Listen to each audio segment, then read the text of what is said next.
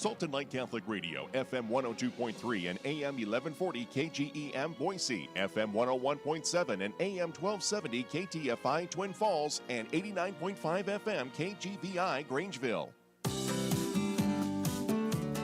Start your day the Catholic way. Sultan Light Radio now presents Morning Light. Local information and interviews, along with news, traffic, weather, and sports from across southern Idaho. Grab your favorite coffee mug and enjoy the next hour as we talk with the people you know and trust. And now, the host of Morning Light, Brian Howell and Hope Ryan. Good morning, broadcasting live from the St. Gabriel studio. Welcome to a faithful Friday edition of Morning Light. I'm so happy it's Friday. You and me both. Yay. Had some snow here in the Treasure Valley. We'll be telling you about traffic conditions, what it's going to be like weather-wise for the weekend. That is all straight ahead. And what else do we have planned for this December 9th program? So today we look forward to talking to Marisa Rule from the Society of St. Vincent de Paul of Southwest Idaho. Then Rebecca M. Carroll, she is the coaching educator, and Busy Shore will continue her discussion of feminism during Priscilla's Porch. Please pray for our priest, specifically today for Father Dot Vu over at Our Lady of the Rosary in East Boise. And pray for vocations as well. This week we have been praying for Zach McKellar. He is currently at St. Paul's Seminary. And today, the feast of St. Juan Diego, a man visited by the Blessed Virgin Mary, given the gift of her image on a piece of his clothing. We will learn all about that a little bit later on in the program. But right now, let's pray. In the name of the Father, and the Son, and the Holy Spirit. Amen. Amen. God of love, your Son, Jesus, is your greatest gift to us. He is a sign of your love. Help us walk in that love during the weeks of Advent, as we wait and prepare for his coming. God of power and mercy, open our hearts in welcome. Remove the things that hinder us from receiving Christ with joy, so that we may share his wisdom and become one with him when he comes in glory. For he lives and reigns with you and the Holy Spirit, one God forever and ever. Amen. In the name of the Father, and the Son, and the Holy Spirit. Amen. Morning Light News Time 7:02, 32 degrees in Boise, 29 in Twin Falls. It's also 29 in Grangeville. After being found competent for trial, Lori Vallow Daybell was back in court yesterday, together for the first time with her husband Chad, to discuss multiple motions, including setting a new trial date. District Judge Stephen Boyce heard arguments from both Daybell's lawyers and the prosecution before deciding that a 10-week trial would begin on April 3rd of 2023 after being postponed from January of next year. Fruitland Police reported they were finally able to make contact with two people of interest in regards to the Michael Vaughn case.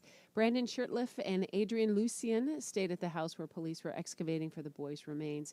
There were no details released regarding where the two men were when located or what information police obtained from them.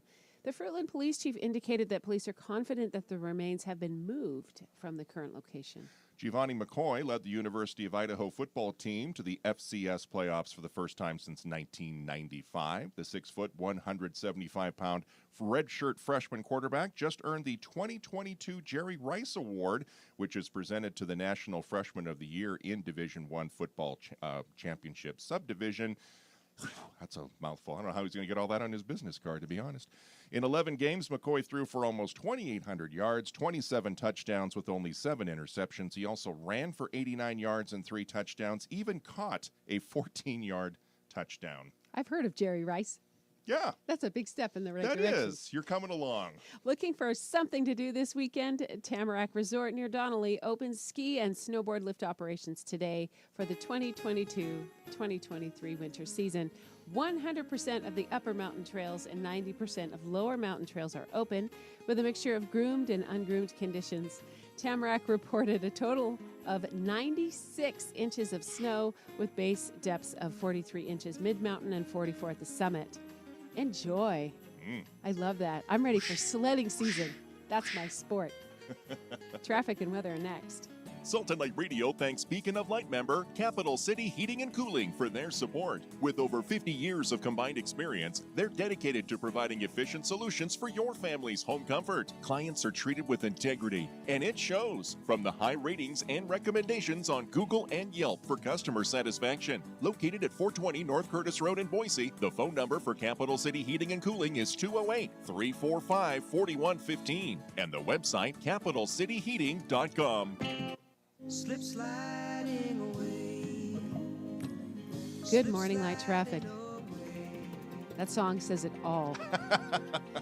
So we have snow in the Treasure Valley, and every single road on my map has yellow, all the way out to Wilder, Marsing, Mountain Home in particular. So it has precipitated. It's wet and sloppy, particularly in your neighborhoods, but it's still just soggy on your major thoroughfares that have been de-iced and plowed. So you will need some extra time. If you can work at home today might be the ideal day to do that. Please drive safely, but really every direction, every single road, particularly the freeway, is very, very slow. That's your slip, slide, no way morning light traffic. Are the roads I see in your neighborhood? Yes. In your neighborhood. Yeah. Treasure Valley weekend weather, rain and snow showers, highs 35 to 40, overnight lows 30 to 35. Magic Valley, cloudy skies, scattered snow this weekend with highs mid to upper 30s, lows 25 to 30. Camas Prairie, mostly cloudy today and tomorrow with snow on Sunday, highs 30 to 35, lows mid-20s. 30 right now in Caldwell, 28 degrees in Buell, Rupert reporting 27. We'll take a short break and be back with our friends from St. Vincent de Paul as Morning Light continues on a Faithful Friday. Sultan Light Radio is your local listener-supported lay Catholic media apostolate. We'd like to support your efforts to spread the good news of Jesus Christ and His church within our community. Public service announcements on this station are a great way to make people aware of your organization's upcoming event. Reach listeners who want to know. And best of all, they're free. Learn more by clicking the Public Service Announcement tab at our website, SaltonLightRadio.com. This is Trey Shore, Field Agent for Knights of Columbus Insurance. You know the Knights for their service to the parish and community, but did you know we were named by Forbes as one of America's best insurance companies in 2022? Knights of Columbus offers life insurance, disability income protection, long-term care coverage, and retirement annuities. All Catholic men and their families are eligible. For more information, my phone number is 206-607-7456. That's 206-607-7456. Prepare for the birth of our Lord with Our Lady of the Rosary during a special Advent concert on Friday, December 9th at 7 p.m. This performance will feature the talented OLR musicians in a variety of music, following the themes of Advent and caring for our fellow human beings in times of need. For more information, email Catherine Gardner at cgardner@olrboise.org or visit olrboise.org.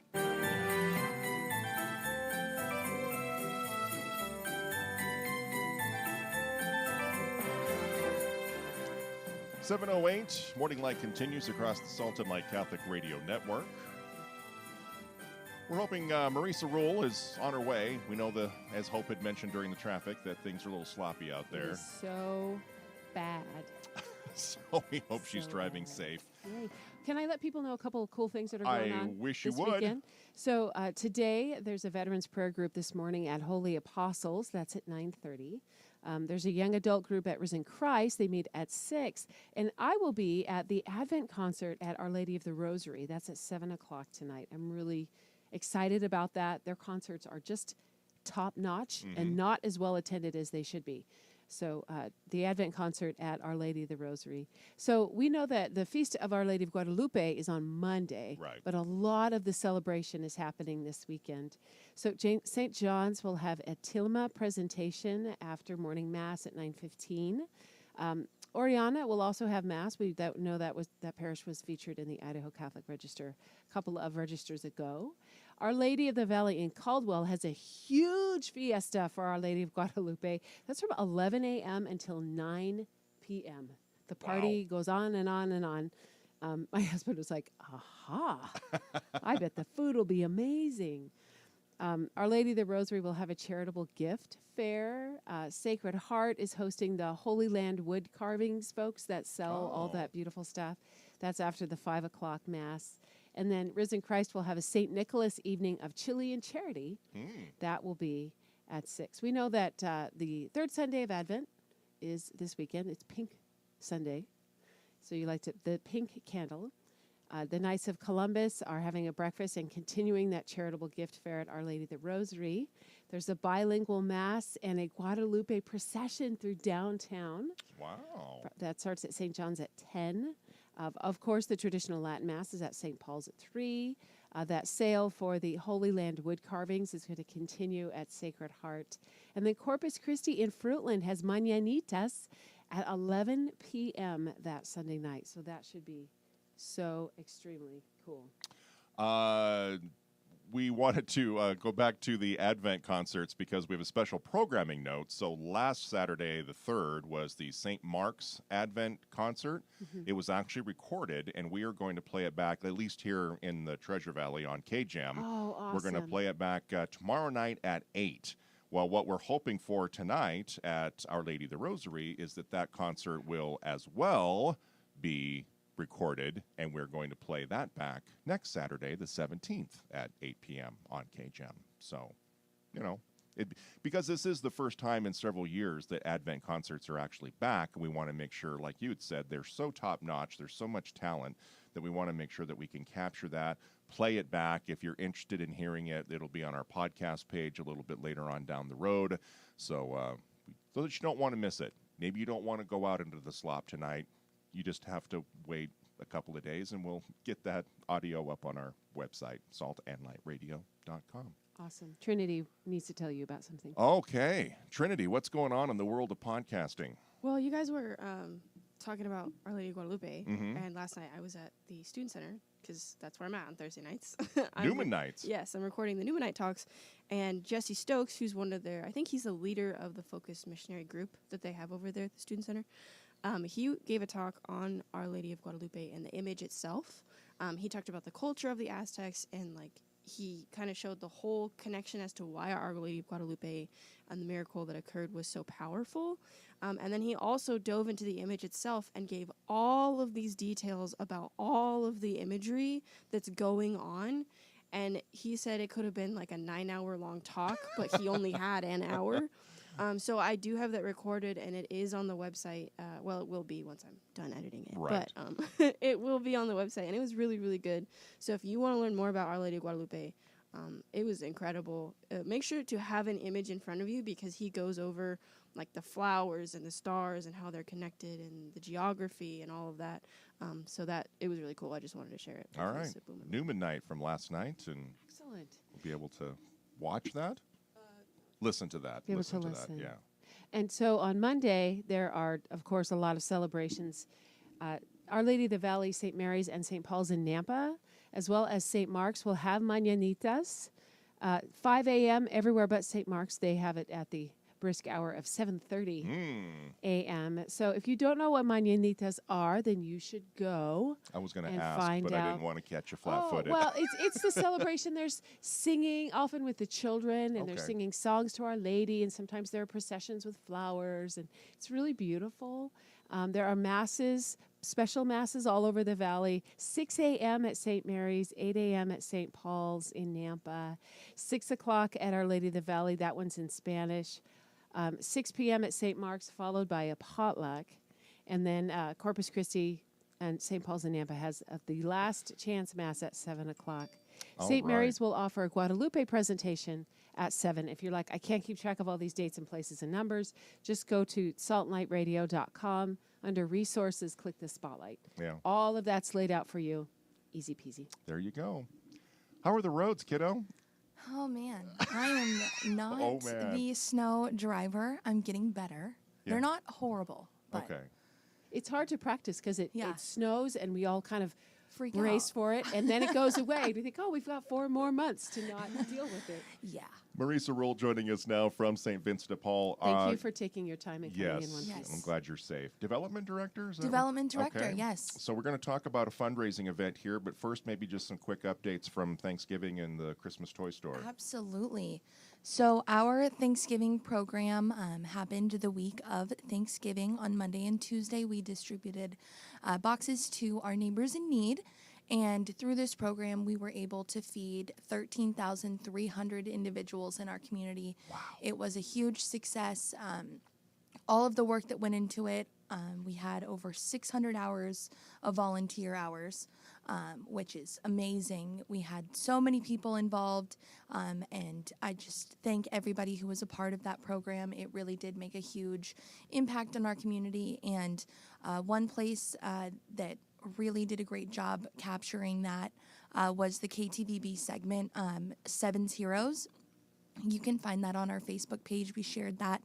But it was really great because they were able to speak with some community members who were receiving boxes and really just show the impact and the importance of this program. So we were really, really excited with the outcome, and huge thank you to all of the organizations and individuals, and especially to our volunteers who did so much heavy lifting. I mean, a turkey over 10 pounds. Wow. They got their arm day in for sure. Do you find now that your new offices are right across the street from Channel 7 that you guys are developing kind of a new partnership that may have not been there before when you were further down the road? Yeah, I mean, I think that it definitely is a little bit more like, hi, neighbor. Yeah. But we've always had a really great relationship with KTVB, and Maggie O'Mara came out, and she spent quite a lot of time seeing our volunteers at work, talking with our executive director, Ralph May, and really highlighting what this program means. So she is so impressive. Yeah. I just think she is so cool. But it was a really great way to be able to highlight that. That's beautiful. But right now you're in the midst of the Christmas toy store. Yes. That's really exciting. And the extended reach sounds amazing. What are some details about Absolutely. So this year we are at the highest demand we've seen for this program. And just in case anybody does not know what the Christmas Toy Store program means, we register families who are unable to afford Christmas gifts for their children ages 0 to 18.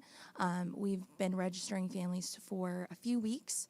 And then those families can come into the store, they set a shopping appointment, and they actually get to pick out the gifts for their children. They can wrap them on site, and that just gives a really personal touch to this program that the parents are able to come and shop. And like I said, our demand has been much, much higher than we have seen in the past. We actually are over 6,000 children, which has never been done before, which is really amazing. And we did 2 pop-up locations, one in Ontario and one in Mountain Home, to extend our reach in the community and our region, especially Ada County and Canyon County, very populated and growing, but the areas like Mountain Home and Ontario definitely are in need of a program like this. So we extended a hand to them and did pop-ups. So that was a really, really great experience. Do you know yet, this early into it, are there some areas, maybe age-wise, that are missing that we need people to step up here in the final weeks to fill? It's honestly going to be boys and girls ages 0 to 18. With the demand we're seeing, it really just is an increase across the board. But if I had to say specifically, I would say the ages between 10 and 18, because those ages sound a little bit more difficult to shop for. Last year when I went through the store, there were some really cool ideas, like hair dryers, and I saw a crock pot. That one actually flew right off the shelves because this age group they're still children, but they're preparing for adulthood. Right. So those items, makeup kits, footballs, anything like that. Bluetooth speakers are always a big one. I know for myself, Bluetooth speakers are always a good one. You definitely love those. So any of those items, we are definitely in need of donations. We have actually been at the Capital City Public Market, the Saturday market that is in the Grove Plaza. the last 2 weekends. This is our last weekend that we're there. So we're really hoping if anybody has some toy donations that they bring them to the Capital City Public Market, to our stores, or give us a call and we will help figure that out. Our donation drop-off locations are still active. So if you have some spare time to shop for these kids, please visit our website, and that'll give all of the locations where you can drop off toys. One of those is Salt and Light Radio here on West Cassia Street. So there just happens to be a Fred Meyer over here at Franklin and Orchard. Right. Go And the get deals some are toys. amazing. Yep. Bring it back over to the station. Put it in the box. Yeah, one-stop shop. Come on by. Yeah. Come say hi to Brian. Yeah. We have a chapel. Go pray together. Be fun. Make a day of it. There's coffee in the kitchen. We'll hook you up. Okay, so playing the part of the wet blanket, stuff costs money, and Oh, yes. these days stuff costs a lot more money. Oh, so yes. this is where you come in as development director, the fundraising, and Avenues of Hope has been very successful the last few years. Tell us more about that. Yes, Avenues for Hope is our largest fundraising campaign. It's statewide, actually, and all nonprofits that are involved in housing are invited to participate. The campaign runs from December 12th to December 31st. So there are challenges in the mix. One of them that is I would like to highlight on Monday, December 12th, one of the challenges is called Early Birds, and that is 12 online donations by 12 p.m. noon. So that would generate an additional $500 in prize money, as well as the Idaho Housing and of Finance Association has a match of $2,500. So that first $2,500 is matched. So really knowing that your donation is doubled is a really, really cool way. And again, those are online donations Monday, 12 donations by 12 p.m. noon, and the first $2,500 is matched. We are still working on additional matches throughout the campaign, but definitely stay tuned if you are considering an organization for your end of year giving. I do ask that you check out St. Vincent de Paul. It is local and really does impact so many families, whether that's through rent and utility assistance, the food pantries, our seasonal programs, our reentry program.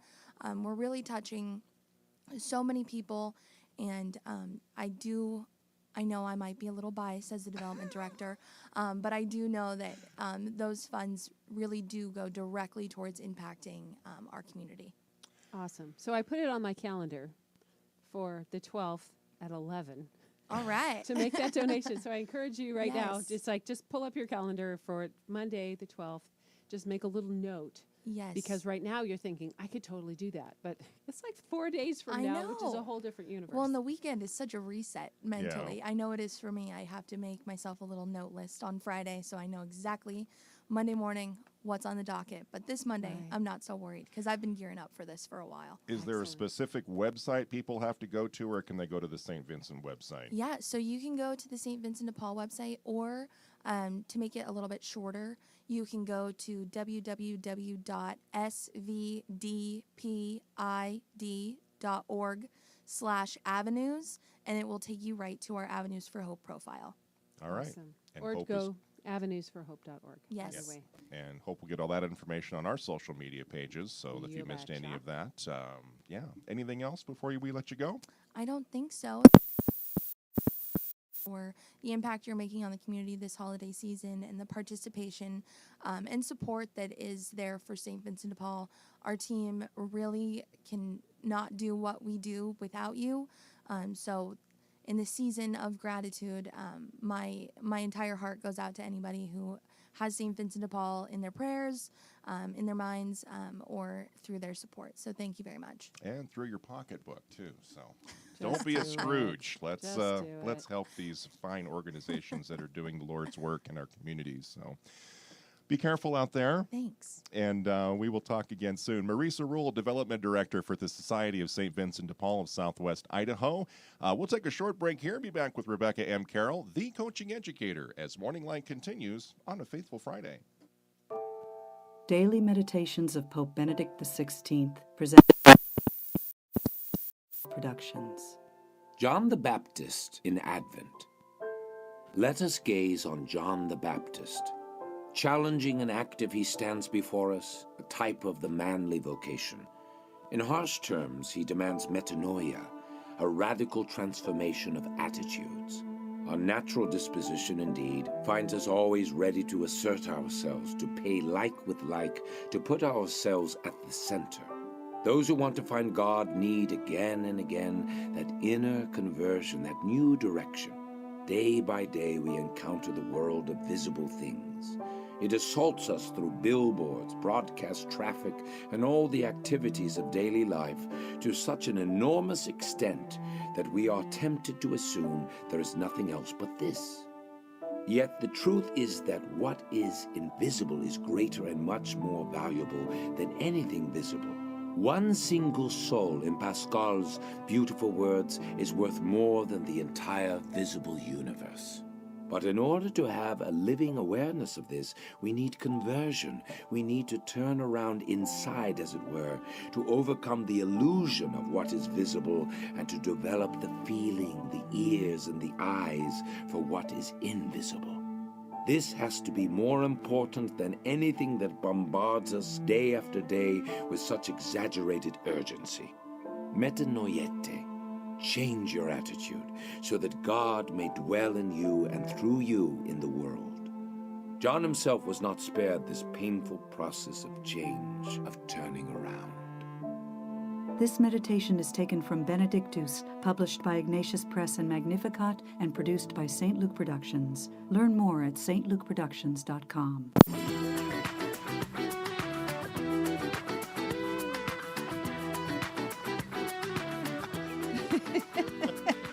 Wishing you a rockin' Advent out there. You should see what's happening. Well, you can if you watch us on YouTube now, so don't miss out. Yeah, don't jam too hard. Stay between the lines. That's right. Oh, Rebecca M. Carroll, the coaching educator, joining us here in the St. Gabriel studio. And with all the recent events up at U of I, and the police are still trying to unpack all of this, even though it happened 4 weeks ago, we kind of wanted to talk not about just at U of I, No, but but- across the nation. yeah, campus safety. Because I think the Right. same day that tragedy happened, something happened out at the Virginia. University of Virginia. Yep. And it just seems to be more and more in the news all the time. So I know as parents of college-age kids, we are always on high alert and worry ourselves sick about what's happening to our students. Yeah, and there's a couple of tips. And when my daughter was in Bozeman I'm thinking she's been a vet for 10 years. So when she was in Bozeman, there was an incident where they finally caught the person, a construction worker who was on campus, and there were 8 girls that had been raped. So, it gets you thinking, and that's why they have to keep statistics. And so I started surveying my college success coaching students and discovered that there are things that they could do that are a little more helpful that you might want to consider for safety reasons. So there is, I would recommend, there are a lot of students and kids who don't know that you can put in your phone emergency people.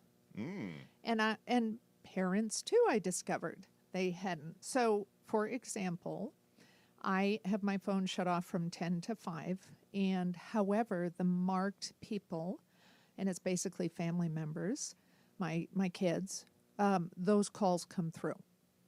So you're looking at me confused, so I'm guessing you didn't know that. I did not know that. I did not know that. That is wacky, wild stuff. Yeah, and I think it's important to do because it's hard to sleep if and you would be very devastated and probably never sleep again if you missed a call. That was Right. important. So I would recommend you take your phones and go through the marking the emergency person. I would recommend that you have your kids do that as well. That makes it easier if something does happen, if the police need to break into their phone, which they can, and it's fairly easy if they see the starred people. That is number one.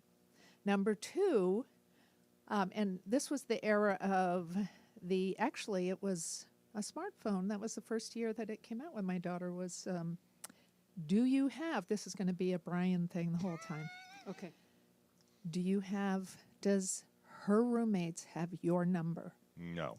And I understand, and this is called boundaries, parents. Like, it's not to text them incessantly. Right. And that's not what you should be doing anyway. But for safety reasons, so occasionally I have to rent my rooms because people can't get onto campus. And even though they tried, and, especially with the COVID, I ended up with 2 college kids in my house again. But so I had their parents' number in my phone. Right.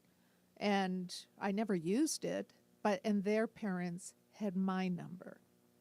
The other thing, and I would encourage you to do, is that tracking. I mean, they didn't even have that. So you can at least find the location. And again, it's a boundary thing, and it's not to be used for parents to increase their anxiety. It's a tool that happens to be available. So, and even within myself, so one of the sites, I'm literally done this week and will graduate with my second program. Congratulations. Thank you. It's That's been long. huge. I've been an indentured servant for 1,000 hours. Indentured. Wow. Yeah, so it's been challenging in that, it's just exhausting to work that much and then work on top of it. Mm-hmm. But I did it, and it's good. But so my point is, one of the sites I work later, and I get off, and I go into a parking lot all by myself. So I actually have made an effort to call as I'm going out of the building and into the car. I just pick different people to call. So, and it's nice instead of texting. I'm really trying to. There's been so many issues with counseling, addiction, social media, things like that. I can tell you that is probably what I'll be working with the rest of my life. As a counselor, it is important to use the voice. So we got to get back to using the voice. Mm-hmm. And so when I walk out of the building, no one should be, including, I remember when my daughter was in Bozeman, there was a young guy, a college kid who had been beat up, left on the main street, and didn't have any identification on him, and they were trying to track down who he was. They ended up finding out he was a college student. He had no memory of what happened. Wow. But so I think it's when your students come home, it's not to, there is no time that there hasn't been, even in Adam and Eve time, there has never been a time where there hasn't been violence. So we cannot create a situation where we're making students, your children, more anxious. You can create a situation where you're helping them to be more aware. One of the things I still see a lot, and I encourage people to think about this, a lot of people are looking at their phones as they're walking through parking lots. Mm-hmm. And so I would recommend a good campaign to detach, including yourself. And I'm not talking just kids. I see it with adults all the time. Oh, yeah. It's You see terrible. those funny Facebook videos where people are looking at their phone and they fall into ponds and they run into light posts and they stumble into traffic. Well, and and think, you "What?" don't see the ones where they're thrown in a trunk. Right. Right. So, It's and that just- happens. So, we oftentimes we want to encourage our kids to do certain things, yet parents are doing it. They're modeling what they're asking. We no use- one is that important that you have to have Just to your say, where's phone on. Mary?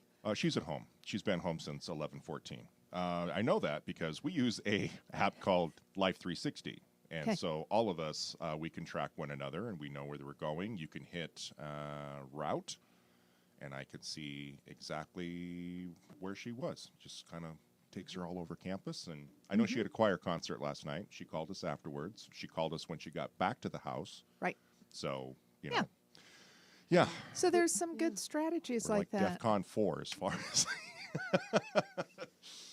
Yeah. And also like maybe self-defense. Maybe kids that are There's- seniors There going into college should maybe pick up some self-defense skills. or when they're home. Yeah. It's important. And there are programs, and there's one here in Boise that you can go, and it's the brief, one where it's just, and I guarantee they're going to say, stop looking at your phone. Yeah. Like when you're walking, don't have both ears covered with your, because now we have the soundproof, just like Trinity has on. People, I see people all the time, so it knocks out all the noise cancellation while they're walking or running, and they can easily be hurt. Yeah. So pepper spray, things of that nature. If you can get it out fast enough. Yeah, I used that's to the carry thing. my keys in my fingers. Yep, Yes. that was what we were taught when we were younger, and that's helpful. Except we have gloves. It's hard to throw. The big thing is to just scream. People, but a lot of times, and we don't know, you do get fight or flight, and it's a very real thing. Some people are so, they can't, it's like, and when I was kids, I had on when I worked on the reservation for a year, I had K through 3, and I was teaching them how to scream. The whole classes, the principal was not happy impressed. with me. But what I wanted to teach them is how, if you Stranger how to danger. scream. And it's not really stranger danger. It's because there's more people who know people. It's Oh, how to that's scream true. no matter what. Right. Yeah, good And point. how to scream loud, because some people don't know how to scream loud. And just, and make it so automatic that they will do it.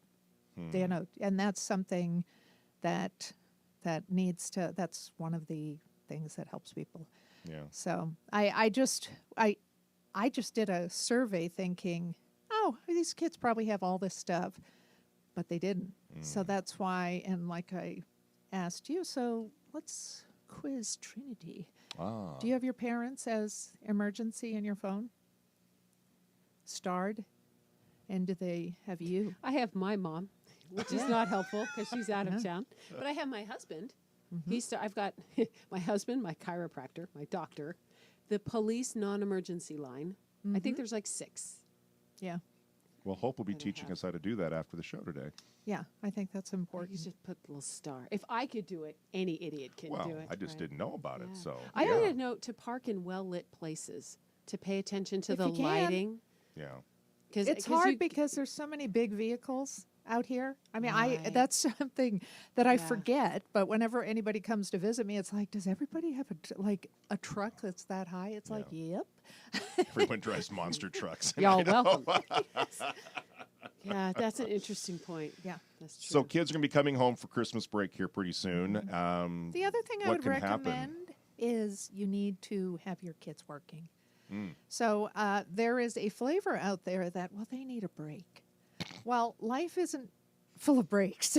It's important. This is a skill set. We have a problem with a large population of kids from and I'm saying kids, meaning kids and adults, who are from 18 to about 32 who are not working. So I think it's important now, the skill set, and that's part of what I do with college success coaching, because people think, why, I need the break. I'm going to take it. No, you should already, if you worked in the summer, you should recontact that person. You should be working. If you're not working, you just had a fabulous person on talking about volunteer opportunities. So if your student is coming home and has not lined up working, it is important that they volunteer and treat it like a job, because a bored kid does what? Nothing good. Irritates the parents. Eats all my food, gets fat. Well, and parents just get very unreasonably angry when they are the ones that kind of set up the situation. Yeah. So you can't be angry if you have set this situation up. But I think it's important. They are desperate for volunteers. I actually looked at the furniture store for St. Vincent de Paul, and not one person was signed up. And they have a great sign up, a calendar for all of their stuff. You just go right on.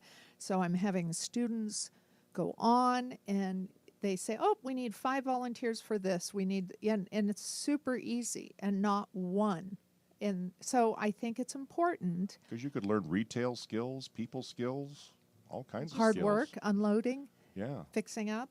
Absolutely. Yeah, so I really encourage people to have a really positive, a very positive visit with their kids by helping them with a skill set, because we have a lot of the younger generation, through honestly no fault of their own, have just been, well, you need a break and you need this and you need that. I mean, I ask families, why aren't you working through college? Why aren't you, and I'm not saying work 40 hours through college, but why aren't you working at all? And there's a lot of really interesting conversation. And personally, I wouldn't hire someone who didn't work through college. My most useful college-based time skills came from when I was working in college. It's like my education was lovely, but those are the skills that are actually useful to me in life. Well, you'll learn how to organize better. I find that students who are working tend to get to business on their, the kids who aren't, are very addicted to the internet and just kind of a lot of nonsense in gaming. Yeah. And there are kids who are failing not because they're wildly drinking, it's because they are eating up time on the internet by playing games. So it is important. It's a huge addiction, and I'm just seeing a ton of it. So it is important to make some decisions. Yeah. Do you want your college student to come home and do nothing but play games? Unless you're on that gaming scholarship. Exactly. Then that's just practice. That's all that is. Right. But if you're not on a gaming scholarship, then But you need to set the find tone. a job. Get or to the gym. volunteer. Or volunteer. Volunteer. That's beautiful. TheCoachingEducator.com is where you can learn more about what Rebecca does. Thank you very much. I don't think we'll see you again until the new year. Until the new year. Well, And my new business is Reset Life Counseling and Coaching. So, so I'll still be the coaching educator, but I'm adding the resetter. The resetter. The coaching educator resetter. It just sort of rolls right off the tongue, doesn't it? Two different. I have to be 2 different people. So now I'm going to have 2 different characters. But yes, clinical mental health is going to be added to the business. I'm looking forward to it, and I'm looking forward to doing the last hours. And I appreciate students much more just from experiencing going to school again and spending money and having to do internships that, work for free. I don't know why they still set that up that way, but wow, congratulations. Thanks. That's amazing. We're going to take a short break here. Be back with today's Jesse Tree presentation after this. Did you know that Catholic radio has saved lives, marriages, and brought people back to the faith in this community? Yet still many have never heard of Salt and Light Radio. We are looking to grow our Parish Ambassador program. A Parish Ambassador spreads the word about Catholic radio in either your parish or out in the community. It requires minimal time, but the rewards can be eternal. For more information, please call Carol at 208-658-4491 or email carol@saltandlightradio.com. Support for Salt and Light Radio comes from Frederickson Health Insurance. This is Laura Brown from Frederickson Health Insurance. Our locally owned family business has been serving Idaho seniors since 1980. We take pride in helping our senior population maneuver the confusing maze of Medicare. We make it easy to find the right plan for you based on your needs. We would love to serve you however we can. Our number is 208-375-0009, and our website is fredhealthins.com. Morning Light now presents The Jesse Tree, a way of preparing for Advent by journeying through the stories of Jesus' family tree. Each day of Advent, read a Bible story about someone on Jesus' family tree and hang an ornament symbolizing the story on your Jesse Tree. As you decorate your tree, you'll see how God prepared for Jesus to be born through many generations. A shoot shall sprout from the stump of Jesse, and from his roots a bud shall blossom. The following reflection is from faithforward.org and Loyola Press.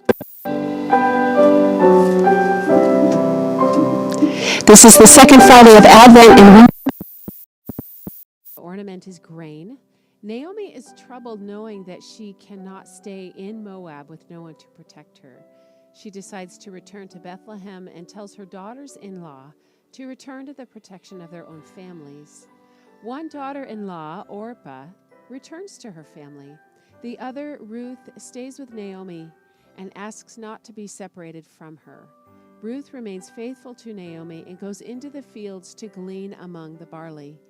After the grain was harvested, the poor were permitted to go into the fields to gather any grain that was left behind. While Ruth is working in the fields, she meets Boaz, the landowner, who is attracted to her and hears her story. Moved in his heart, he tells his workers to make sure that Ruth has plenty of grain to gather. A reading from the book of Ruth. Boaz took Ruth. When they came together as husband and wife, the Lord enabled her to conceive, and she bore a son. Then the women said to Naomi, "Blessed is the Lord, who has not failed to provide you today with a redeemer. May he become famous in Israel." Over the weekend, we will remember Samuel and the beginning of the kingdom of Israel on Saturday. The ornament is a crown. We remember that Saul goes in search of his father's donkeys and encounters Samuel. Samuel realizes that Saul is the man God has told him in a dream. Read about this in the first book of Samuel. On Sunday, we remember David, a shepherd to the people. The ornament is a harp. Read about David's youth, anointing, and kingship in the first book of Samuel, starting on chapter 16, through the second book of Samuel, through chapter 12. Traffic and weather are next. Salt and Light Radio thanks Snake River Pool and Spa for their financial support as a Beacon of Light member. They also support Sacred Heart Ranch of Idaho, providing housing, support, and unconditional love to young women during life's difficult transitions. The website is sacredheartranch.org to learn more about this powerful ministry. And let Snake River Pool and Spa make it easy to take it easy with your family. Located in Boise, Twin Falls, and Meridian, or online at thespateam.com. Good morning, light traffic. Slip sliding away. Every road in every direction is slower than usual. The freeway is particularly slow. You could cross-country ski your way wherever you're going faster than actually driving on the freeway. Nampa Boulevard, there is an accident on the off-ramp. That is on the right-hand shoulder, just one of many. There's a crash at Meridian Road. That's in the median.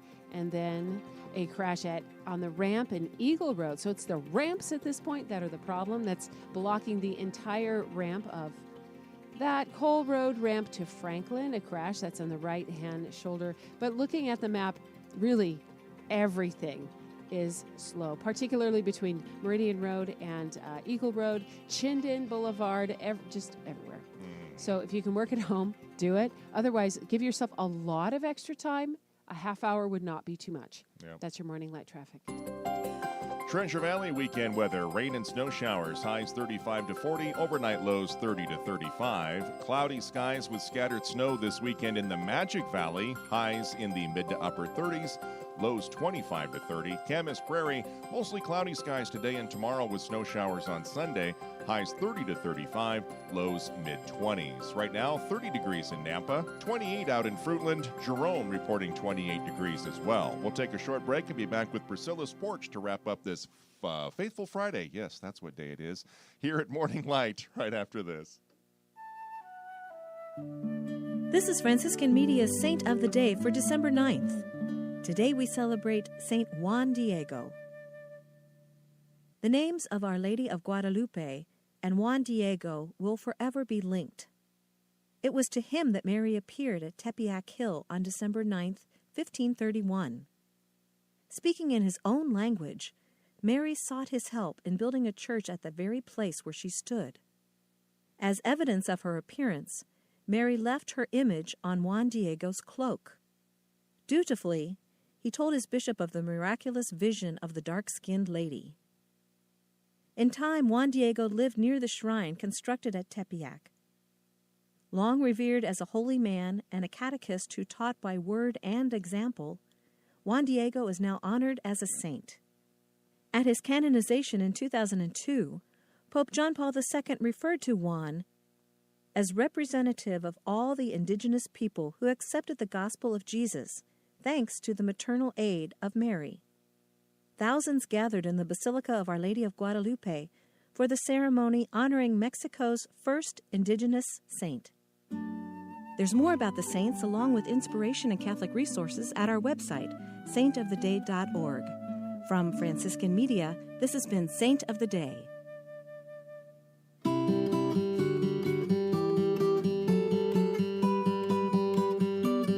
And we wrap up this Faithful Friday edition of Morning Light with Priscilla's Porch. And via webcam, we have Busy Shore back to continue our conversation on feminism. Good morning, Busy. Good morning. Good morning, Brian. Hi, Hope.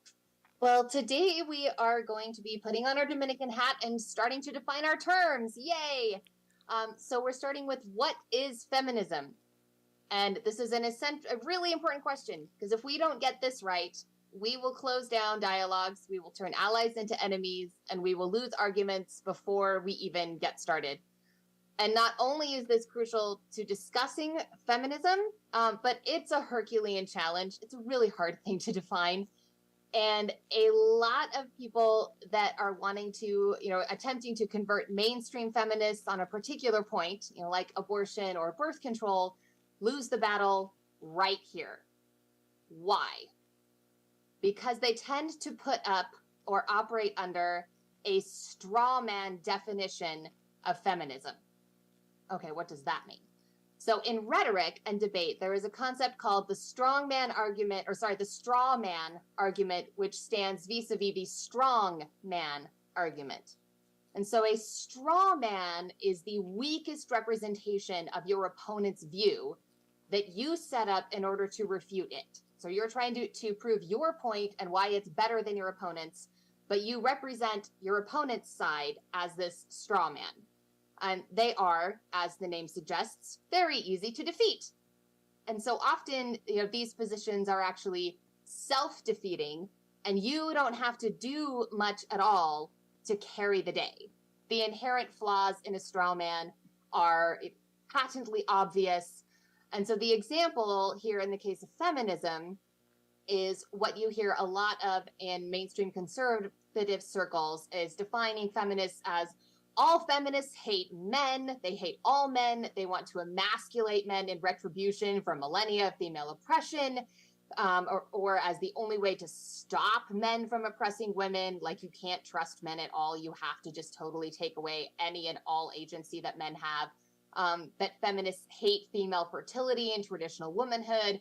Feminists want to tear civilization apart because they think it's built on this patriarchal principle that are fundamentally oppressive to women, and they want to build a matriarchal, sexless, sterile society in its place. Whoa.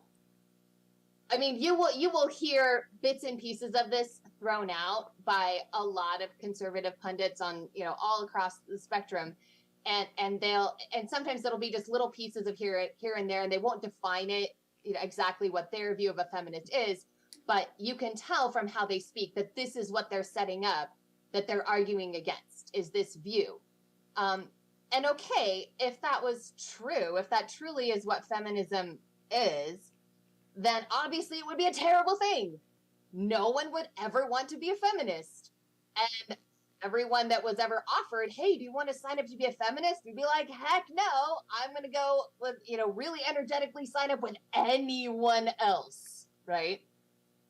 But the problem with using a straw man argument is that it's really easy to identify that they are straw men.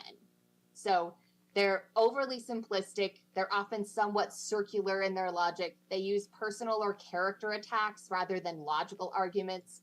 They often use absolute language like all, always, never, none. They represent extreme conclusions rather than the central issues of the other position, and they don't acknowledge any merit in the opposing side. So winning based on a straw man is a hollow victory, right? So if you just say all, feminists are crazy, therefore you can't be a feminist, it doesn't, you might be right if that was true, except it's not true, so you're not actually right. So being right is meaningless. Okay. So, and then you haven't, because you haven't addressed the central issues of the opponent or their core logic, then you haven't actually proven that your side is actually correct, only that this pathetic extreme version of your opponent is wrong. When you or your followers face a real challenge, you're going to fall apart. And then in the end, any educated audience with their eyes open will identify that you're using a straw man, and you will lose all credibility, right? So the opposite of the straw man is the strong man, and it is the strongest version of your opponent's argument that you can assemble. So Aquinas, incidentally, was famous for using really, really good strongman arguments for positions that he then proceeded to shred to pieces. It's really cool. So the strongest rhetoricians will set up such a strong version of their opponent's position that as they're setting it up, you will be almost convinced to switch sides. You'll be like, oh, Gnosticism actually sounds pretty smart. Man, maybe I've been on the wrong boat all this time. And if you're going through the Summa, like Thomas does, St. Thomas does this all the time, where he'll set up all of his stuff. Like, well, at first it seems, and he's like, wow, this is a really good argument. Sed contra, but on the other hand, and then he just tears it all apart, right?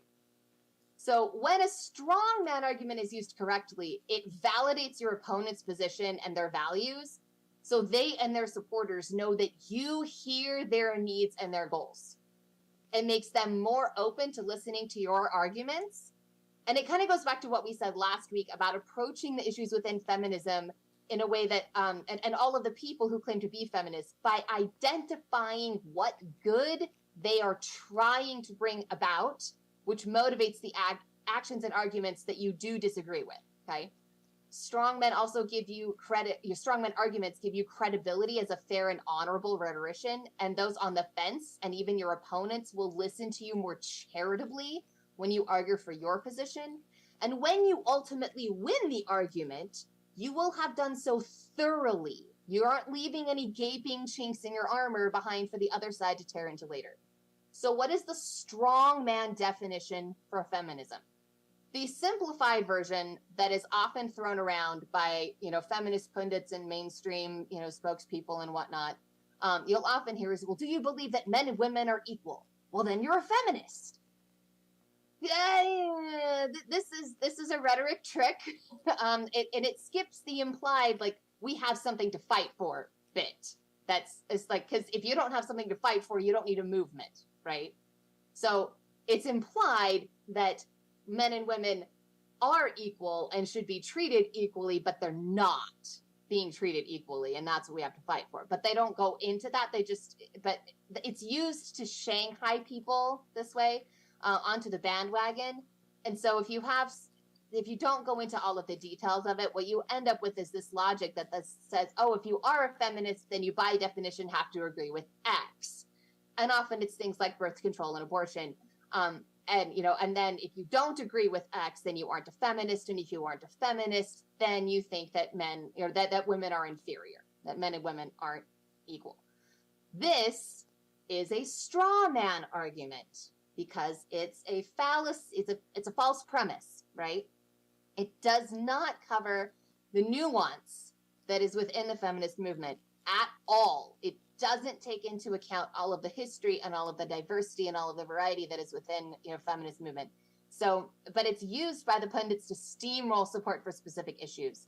But it doesn't represent the reality. So in reality, there are as many different subgroups within the feminist movement as there are Protestant denominations.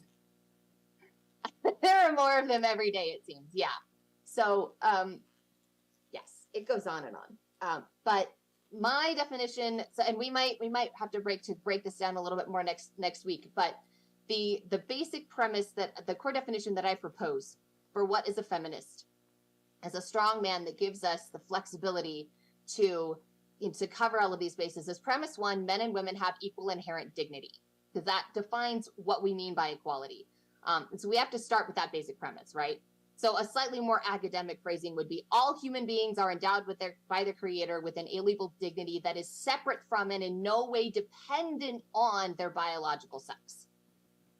And so you can use that same phrasing and have a whole list of other identifiers for like race, country of origin, economic status, whatever. But for the feminist movement, we're focusing on biological sex.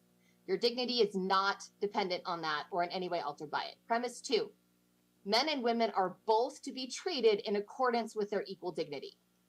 So again, a more academic thing would be all human beings should be treated in a manner that honors their inherent dignity regardless of biological sex, even, and I would tack this on, even and especially when A, their biological sex presents unique needs or challenges that require special care or attention, which would be things like pads in a ladies' room, right? Okay. Nursing rooms for mothers, those sorts of things. Days off to deal with period pain. All of these things do not affect equal dignity. They instead are special treatment that honors the needs of that biological sex, okay? And then B, when each individual is called or blessed to perform roles or tasks that are generally performed by the opposite sex in their culture. So if your culture generally meant that men earn the primary income for a family and women take care of the children, great, excellent. That's your cultural norm, okay? But your dignity and how you are treated in accordance with your dignity doesn't change if in your family it works best that the wife is the breadwinner, okay? Those situations do not change how you are treated in accordance with the dignity related to your biological sex. Are we following? Yes. Mm-hmm. Okay. Premise 3, we acknowledge that historically and in the present moment in our community, our country, our world, this is not universally the case. And especially women have frequently not been treated as if they possessed equal dignity to men as a class or as individuals on the basis of their biological sex. And as a result, they and society have suffered. And the conclusion is we will take action where necessary to end, heal, and prevent discrimination based on biological sex in whatever sphere in which it exists. This framework gives us freedom to engage with a number of different issues at stake without undermining the core principles of equal dignity or sacrificing our principles on what is possible to move this forward. Whoa. My brain Wow. is full. Yeah, great stuff. Wow. See, that's a movement I could get behind. Right. Yeah. I prefer the strong man versus the straw man because as men, we had to deal with this several years ago, this term toxic masculinity. Right. We deal with it today. Yeah, we'll get there. Yeah, and There's so toxic femininity too. thank you, and that's what I Yeah. thought you were describing there at the beginning too, is just these extreme views. But yeah, that's great. Well, blessed Advent. We will talk with you again next Friday, and we'll talk some more about feminism. So thank you very, very much. Thank you, Busy. All right. Thank you. That's going to wrap up Faithful Friday. Go to saltandlightradio.com later today. Click the Morning Light page and hit podcast if you missed any of today's show or previous programs. Watch us live on YouTube. Circle back. Like us on Facebook and Instagram. Send us an email, morninglight@saltandlightradio.com. You could send me a bona fide letter with a 50-cent stamp. Wow. I would love to hear from you. Snail mail. I know. You're Get so signed retro. up. Old school is what it is. I still have 2 wisdom teeth. I'm hanging in there. Get signed up for the Idaho Catholic Men's Conference. Thank you to Marisa Rule, Rebecca M. Carroll, and Busy Shore. Join us next time. Passionately Pro-Life segment will feature Tracy Hall from Path Pregnancy Center. Financial fitness provided by Trey Shore. And it's another Maggia Center Monday with Dr. Scott French. So join us at 7 a.m. for a marvelous Monday edition of Morning Light. St. Juan Diego,